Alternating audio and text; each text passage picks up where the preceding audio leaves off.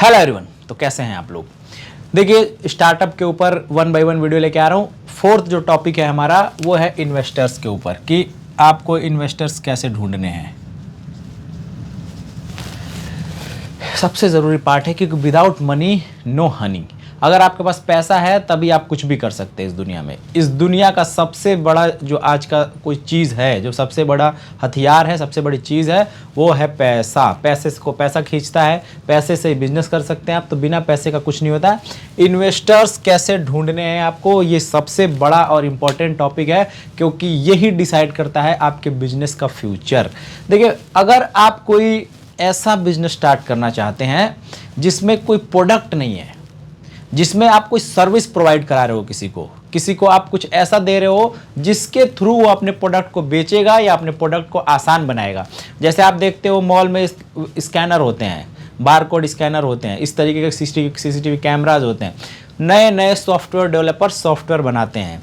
आज के डेट में जो सबसे ज़्यादा स्टार्टअप आ रहा है पूरी दुनिया में, वो आ रहा है इन्हीं बिजनेस जो अपॉर्चुनिटीज़ हैं जिसके थ्रू आप अलग अलग लोगों को अपने तरफ आकर्षित करते हैं। और वो सबसे ज़्यादा कारगर किसके ज़रिए साबित हो रहा है? हमारे मोबाइल के ज़रिए, क्योंकि जितने भी ऐप बनाए जाते हैं, जो भी सॉफ्टवेयर डेवलपर हैं, वो सीधा आपके मोबाइल को टारगेट करते हैं क्योंकि 24 घंटे आपके साथ रहने वाली बीमारी वो सिर्फ मोबाइल है, दूसरा कोई नहीं है। उसी बीमारी को बहुत सारे लोगों ने हथियार बना के करोड़ों अरबों खरबों छाप दिए और कोई अपने आप को उसके अंदर घुसा के जो है वो भी सारा ख़त्म कर रहे हैं। तो आपको डिसाइड करना है कि जो बीमारी आपके पास है उस बीमारी से खुद का इलाज करते हैं आप, क्योंकि आपको पता है सांप काटता है तो भी सांप से ज़्यादा जहर आपके शरीर में डाला जाता है। तो ये जहर जो आपके पास है, इस जहर को खुद और जहरीले बन के इससे फ़ायदा उठाइए आप लोग। जहरीले कैसे बन सकते हैं?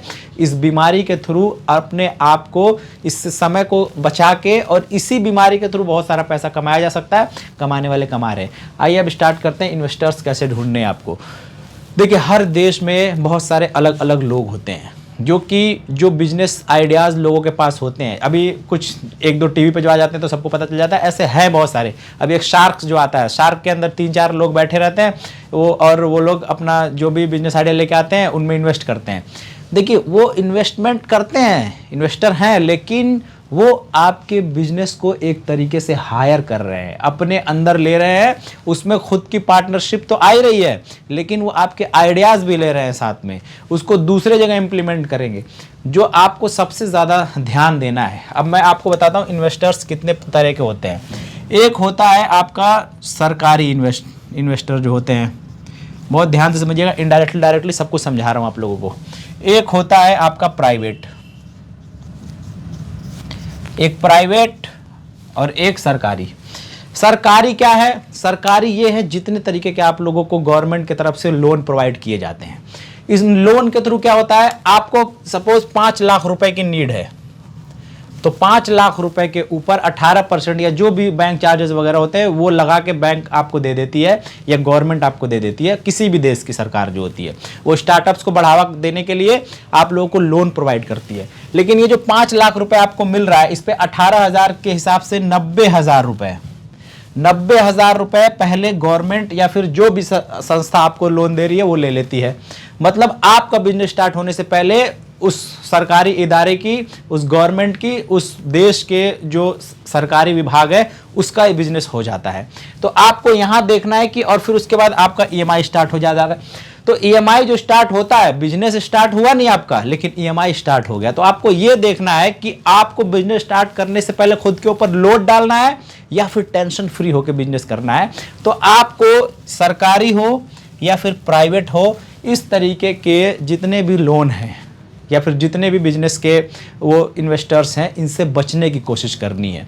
अगर नहीं है आपके पास फंड लेकिन आपको बिजनेस करना है तो फिर आप इन दोनों को चूज़ कर सकते हैं। लेकिन अगर आपके पास पैसा है तो कोशिश करिए खुद के पास से लगाने के लिए, क्योंकि अभी आप बहुत मल्टीनेशनल कंपनी नहीं बनने वाले। लेकिन शुरुआत में ही अगर आपके ऊपर लोड आता है कि भाई 20,000 रुपये का किस्त स्टार्ट हो गया आपका, अब जो 20K का ये हो गया है किस्त स्टार्ट, ये आपके ऊपर बर्डन है कि कमाई स्टार्ट हुई नहीं और किस्त आपकी जा रही है। इसी तरीके से प्राइवेट कंपनीज होती हैं, आपको होम लोन और आपका कार लोन, बिजनेस लोन बहुत सारा 28% 30% पे लोन प्रोवाइड करती है। ये तो 2 तरीके के डायरेक्ट इन्वेस्टर्स हो गए, जो कि सरकारी और नॉन गवर्नमेंट और गवर्नमेंट दोनों है। तीसरे जो होते हैं वो जिस तरीके से ये शार्क है या फिर और भी बहुत सारे ऐसे हैं, वो आपके बिजनेस आइडियाज़ को देखते हैं, परखते हैं, फिर उसमें पार्टनरशिप करते हैं। तो आपको इस थर्ड वाले से तो बिल्कुल बचना है।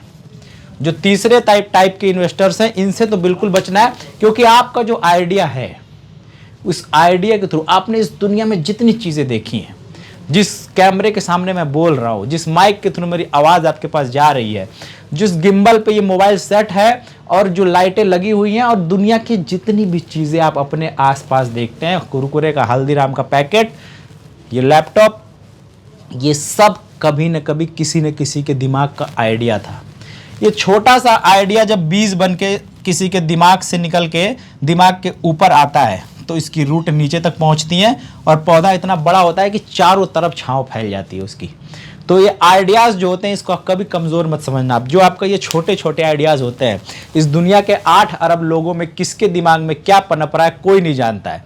आपको अपने आइडियाज़ को इनोवेटिव बना के बिना किसी को बताए उस पर काम करते रहना है। पैसे की ज़रूरत आपको जितनी है, 5 लाख, 10 लाख, 20 लाख, आपको मेहनत करके 2-4 साल, 5 साल, 10 साल, 20 साल जितना भी लगाइए, घर है, ज़मीन बेच दीजिए, बिजनेस आपको करना है। तो इन्वेस्टर्स इस तरीके से बहुत हैं, लेकिन आपको इन सब से बचना है, क्योंकि आप अपने आप को स्थापित करने के लिए, खुद को प्रूव करने के लिए काफ़ी हैं, किसी की ज़रूरत नहीं है। ये मेरा थॉट है। बाकी दुनिया में बहुत सारे लोग बोलते हैं कि बिना लोन के बिजनेस नहीं होता, गवर्नमेंट से लोन लेना चाहिए। सबका अपना अपना राय है। जो मेरे खुद का राय है मैं आप लोगों के साथ शेयर कर रहा हूँ।